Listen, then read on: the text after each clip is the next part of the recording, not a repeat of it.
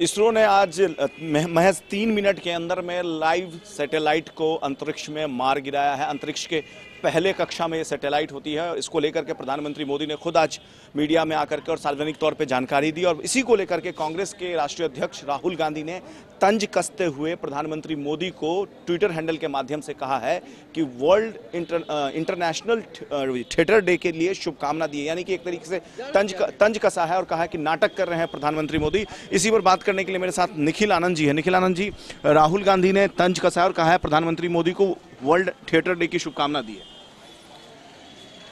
मुझे लगता है कि अभी तक राहुल गांधी छोटा भीम सीरियल देख रहे थे, अब वो स्टार वॉर्स अभी हॉलीवुड की मूवी देख रहे हैं। अब वो सपनों की दुनिया से हकीकत की दुनिया में बाहर नहीं निकले। उनको नहीं पता है कि एंटी सैटेलाइट व्हीकल भारत ने लॉन्च कर दिया है, और उसका मतलब क्या होता है कि भारत जो सपनों की दुनिया में हॉलीवुड की मूवी बना करती थी, उसको हकीकत में दिखलाने का काम किया है दुनिया को, और भारत चौथी महाशक्ति हो गया है। राहुल गांधी एक ऐसा व्यक्ति जिसको देश के लिए मान, अभिमान, स्वाभिमान दिखता ही नहीं है, और हाल के दिनों में राहुल गांधी सहित सारे कांग्रेस के लोग पाकिस्तान के प्रवक्ता बन गए हैं। पाकिस्तान गवर्नमेंट के, पाकिस्तान फॉरेन मिनिस्ट्री के, पाकिस्तान डिफेंस मिनिस्ट्री के स्पोक्स पर्सन बन के वो सवाल कर रहे हैं और भारत की सरकार पर और सेना की मंशा पर सवाल उठा रहे हैं। देखिए, ममता बनर्जी से लेकर के तमाम विपक्षी नेता ये कह रहे हैं कि वैज्ञानिकों ने जो सफलतापूर्वक इस मिशन को अंजाम दिया है, उसका फायदा आप लोग उठाने की कोशिश कर रहे हैं चुनाव को देखते हुए। साइंस टेक हो, डिफेंस मिनिस्ट्री हो, फॉरेन मिनिस्ट्री हो, पॉलिसी किसकी है?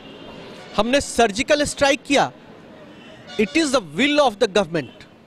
और आपने देखा होगा कि जिस वक्त 26/11 जो मुंबई की बड़ी घटना हुई, उस वक्त हमारे सेनाध्यक्ष ने क्या कहा कि we we're ready to go for surgical strike, लेकिन हमारी जो यूनियन गवर्नमेंट थी उसने हामी नहीं भरी, नॉडिंग नहीं दी। देखिए, सेना एग्जीक्यूट करती है, लेकिन गवर्नमेंट अपनी विल दिखाती है, गवर्नमेंट पॉलिटिकल विल दिखाती है और इशारा करती है। तो ये बात देखिए, मुंह जंगल में फूल खिला किसने देखा? राहुल गांधी अभी भी घर में वो कैरम बोर्ड और लूडो खेलें, राजनीति उनके बस की बात नहीं है। वो इस तरह की हास्यास्पद बातें कर रहे हैं।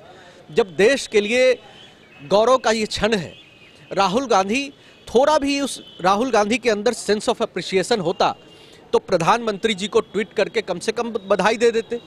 लेकिन कांग्रेस इतना सिनिकल और बिटरली क्रिटिकल हो गया है कि राजनीति के लिए एक निराशावादी माहौल बनाने का काम कांग्रेस कर रही है, और राहुल गांधी को राजनीति अब समझ में नहीं आ रही। नहीं, कांग्रेस प्रवक्ता ने तो बधाई तो दी है साइंटिस्ट को, लेकिन इसके साथ साथ उन्होंने कहा है कि इसका नींव नेहरू जी ने रखा था, मनमोहन सिंह की ये योजना थी, और मोदी सरकार के कार्यकाल में ये चीज हुआ, और मोदी सरकार इसका फायदा ले रही है।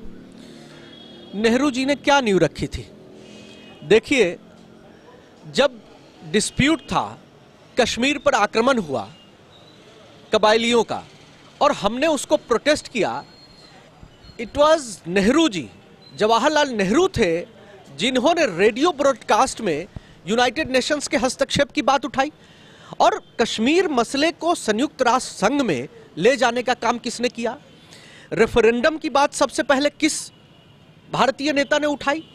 कश्मीर में जनमत हो, ये नेहरू ने कहा था। और ये कितने शर्म की बात है। आप भारत भूमि पर, भारत का जिसको अभिन्न अंग आज हम मानते हैं, उसके बारे में नेहरू को खुद अपना कॉन्फिडेंस नहीं था।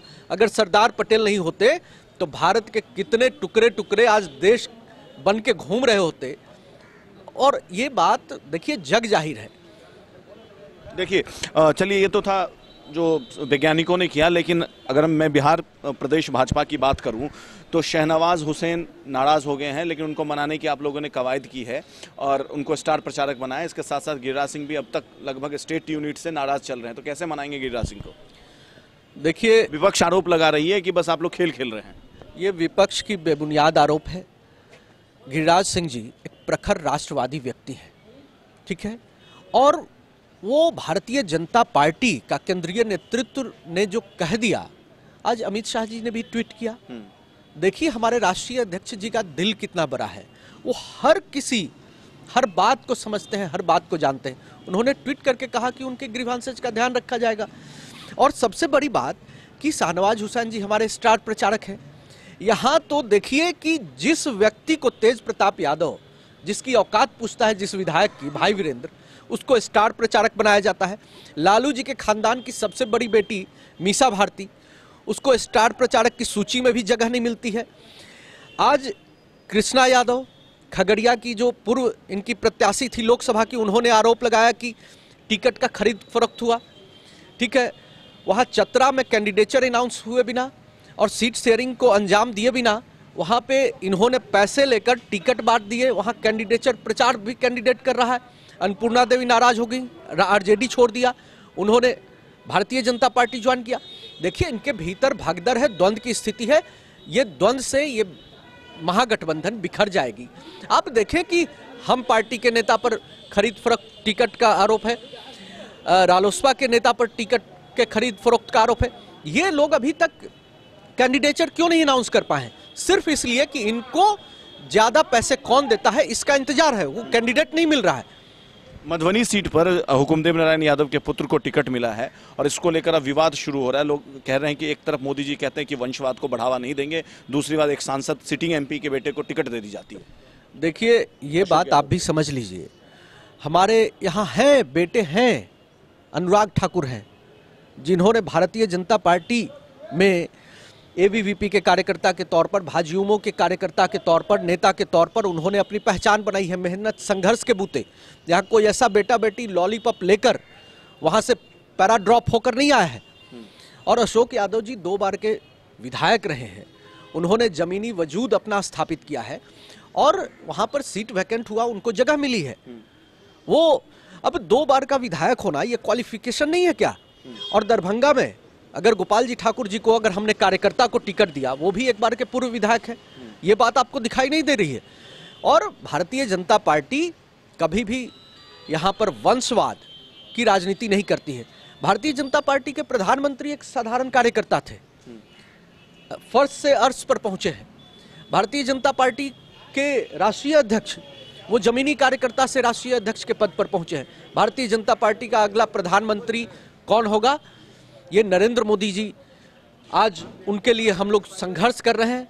नरेंद्र मोदी जी को फिर से प्रधानमंत्री बनाने के लिए हम लोग मेहनत कर रहे हैं और इस बार बिहार की सभी 40 सीटें हम नरेंद्र मोदी जी की झोली में डालकर एनडीए गठबंधन के बैनर तले नरेंद्र मोदी जी को एक बार फिर से देश का प्रधानमंत्री बनाएंगे। चलिए, हमसे बात करने के लिए बहुत बहुत शुक्रिया। तो देखिए, ये थे भारतीय जनता पार्टी के प्रवक्ता निखिल आनंद, जिन्होंने महागठबंधन में जो कलेश चल रहा है, जिस तरीके से लालू परिवार में कलेश चल रहा है, उसको लेकर के तंज कसा है और कहा कि एनडीए में सब कुछ ठीक है, जरूरत है महागठबंधन को आत्मंथन करने की।